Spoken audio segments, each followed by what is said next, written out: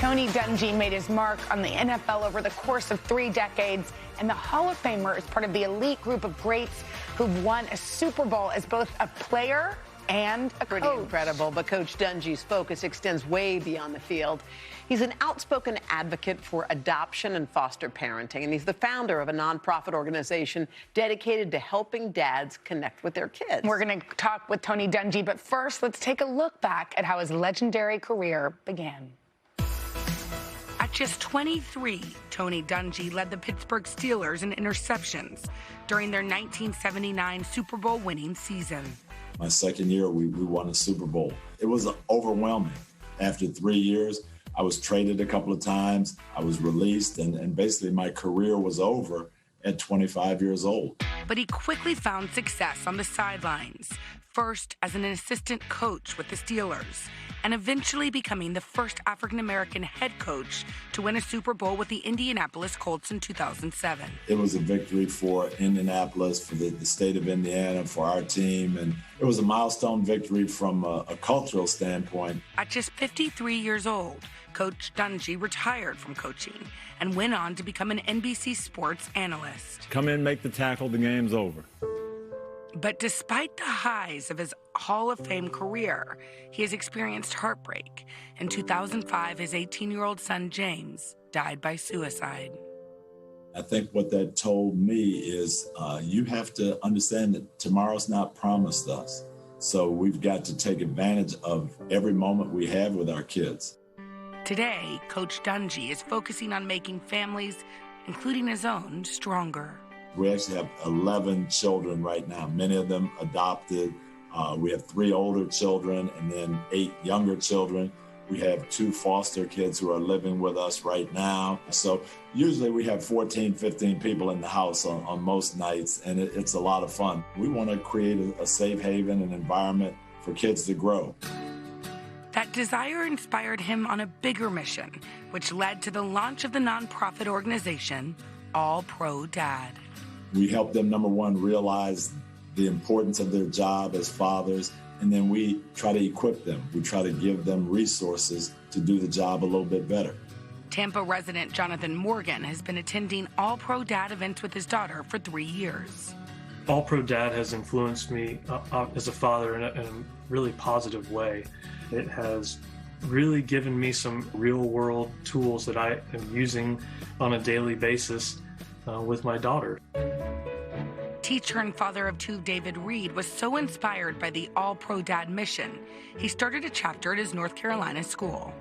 It allows for fathers, for grandfathers, for uncles, for coaches to be able to step up and to be that male role model that these children need, and it's absolutely heartwarming to watch happen. I saw tears from fathers, I saw tears from kids, I saw a lot of hugs, heard some I love yous that some of the kids said it was the first time they even heard it from their father. We've got these chapters all over the country now where men come together once a month and they just show that interest, and it makes a huge difference. All Pro Dad receives some of its funding from the NFL's Inspire Change grant program, which has given out more than $8 million in the last 3 years to initiatives run by current and former NFL players. This is an opportunity for every one of us to be able to show love and to show care for the children who are before us. It's been really impactful just to know that there are other dads that are going through what I'm going through. I recognize that I don't have all the answers. If we can just give you one tip, one resource, one way to help you do that job better, we're going to make our country better. And then look who's here himself, the legend, Coach Dungy. We're going to talk with Coach right after the break. Don't go away.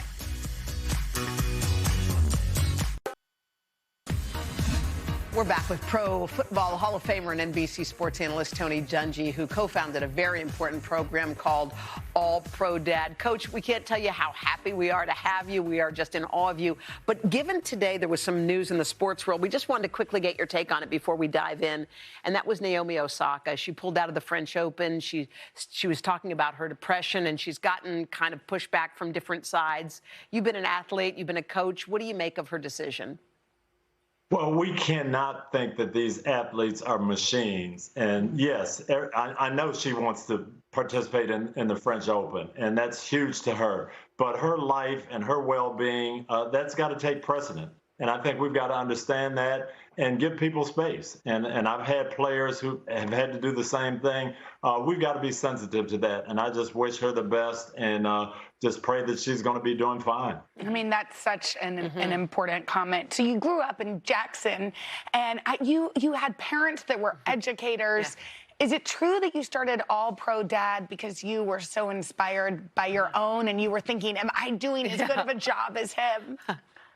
No, that's exactly why. It was a self-help program for us. We went to Family First, several of the coaches on my coaching staff, and we said, you know what? We are so busy, and we're putting a lot of time into these 53 players that we have on our team, but we're not doing a great job with our family. What can we do? And so we went to get some tips, and it was so good for us.